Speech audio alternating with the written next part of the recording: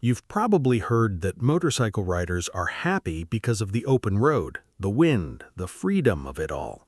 But that's the surface-level version. Honestly, it's not even close to the real one. Psychologists study happiness for a living, not just a good mood on a sunny afternoon, actual long-term life satisfaction, measured carefully over years, not weekends, tracked with real surveys, not vibes. And they've found something surprising.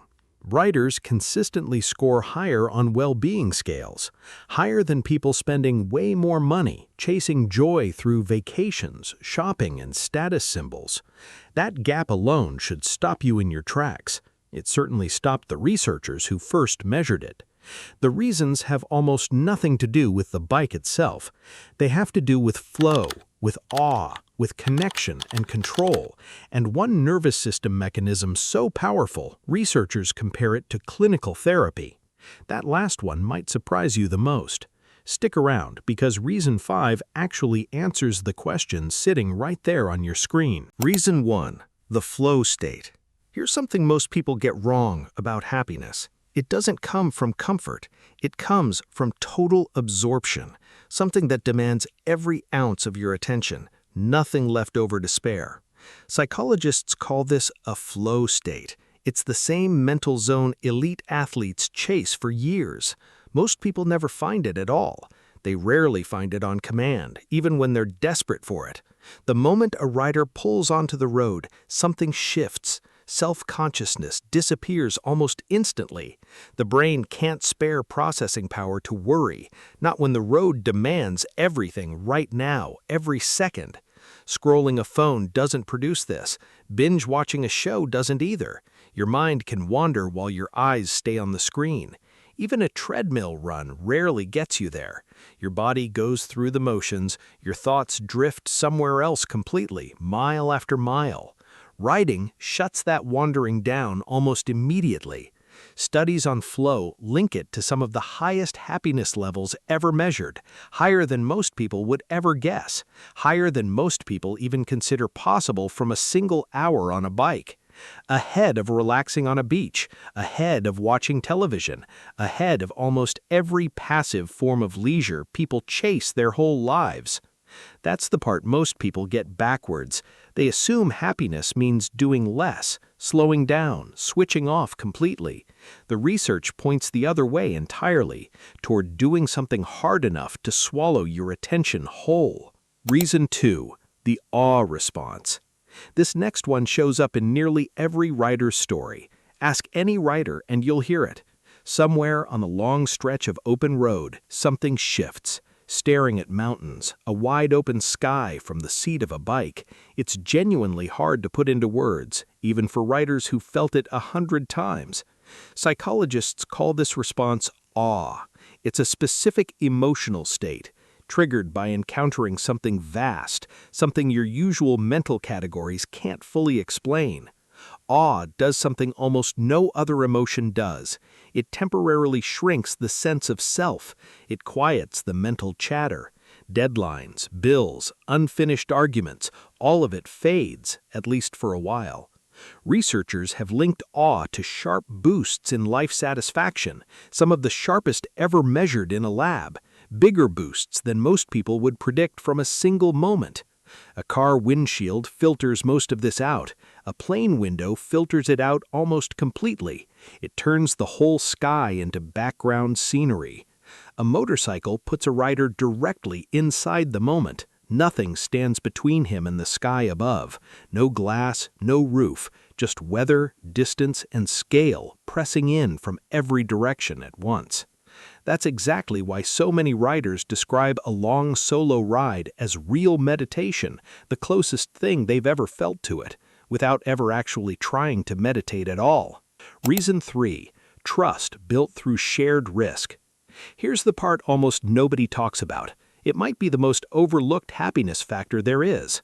Decades of research on well-being keep landing on the same conclusion. Study after study, year after year, almost no exceptions across nearly every country studied. The single strongest predictor of a happy life isn't money, It isn't career success either. It's the depth and strength of a person's relationships. Riding looks like a solitary activity from the outside. Psychologically, it's actually the opposite. It's one of the fastest ways left to build real trust with strangers, faster than most people would expect. Shared risk bonds people faster than shared meals ever could, faster than small talk, too. Your brain registers someone who faced danger beside you as trustworthy, immediately. No long history required. That's why riders who barely know each other still stop to help. A flat tire on a highway shoulder. No hesitation, no questions asked, no expectation of anything in return. Motorcycle communities aren't really built around the machines, even though that's what it looks like from the outside.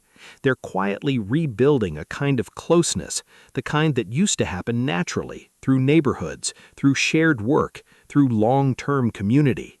Most of that has quietly disappeared from modern life over the last few decades.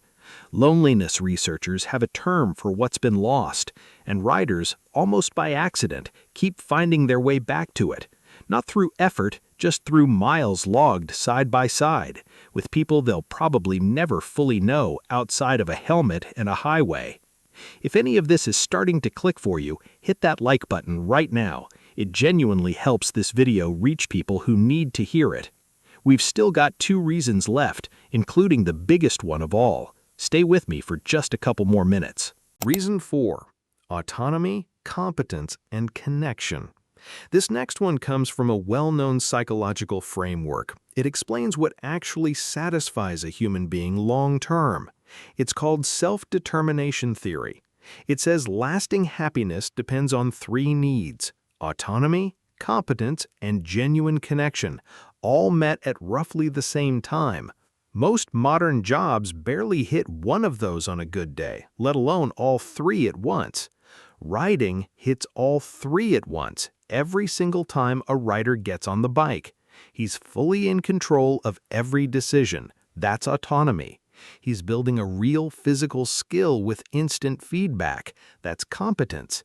He's plugged into a community built around that skill. That's connection. Very few ordinary activities satisfy all 3 at once without asking anything extra of you, without a gym membership or a subscription. That may be exactly why researchers studying rider well-being find something surprising. Scores that look more like a fulfilling career, not just a weekend hobby squeezed into a Saturday. Reason 5. The rhythm that mirrors real therapy. Here's the reason that ties every other one together. It's the part that actually answers the question on your screen. Riding forces constant rhythmic left-right movement, countersteering, shifting body weight, working both sides of the body mile after mile without ever fully stopping. That specific rhythm has a real documented name in psychology: bilateral stimulation. It's the same mechanism behind a clinical therapy called EMDR, a therapy used in hospitals and clinics every single day for people working through real trauma. Alternating movement that helps the brain process stress far more efficiently than sitting still ever could. Nobody's claiming a motorcycle replaces a licensed therapist. If you're genuinely struggling, please talk to a real professional instead. But researchers split stress into 2 categories: distress, the harmful kind that wears you down over time, and eustress, the challenging kind that sharpens focus. Riding delivers eustress on purpose: heart rate up, focus completely locked in, real consequences right there on the line, all of it chosen, not forced on him. And unlike most daily stress, this one comes with an off switch, one the rider actually controls every single time. That combination of challenge and rhythm may be exactly why riders come back from a long ride saying their head feels clearer. Clearer than it has in weeks, sometimes clearer than after a session on a therapist's couch. So no, it was never just about wind in his face, never just an open road stretching out ahead. It's a flow state most people never find anywhere else, not in their entire week, no matter how hard they look for it. It's awe, the kind that shrinks everyday stress down to size in minutes. It's real connection, built through shared risk instead of forced small talk at a party. It's autonomy, competence, and community, all three satisfied at once every single ride without asking for anything extra. And underneath all of it, it's a rhythmic pattern, one that mirrors real trauma therapy used in hospitals every single day. So, is it actually better than therapy? That's probably the wrong question to ask in the first place. It's closer to say this: it's one of the last places left where a person gets flow, awe, connection, and genuine nervous system regulation all inside the very same hour on the same stretch of road. Next time someone asks why riders seem happier than everyone else around them, you don't have to guess anymore. You don't have to reach for the word freedom like it explains everything on its own. You've got 5 real psychological backed reasons, and now so do you.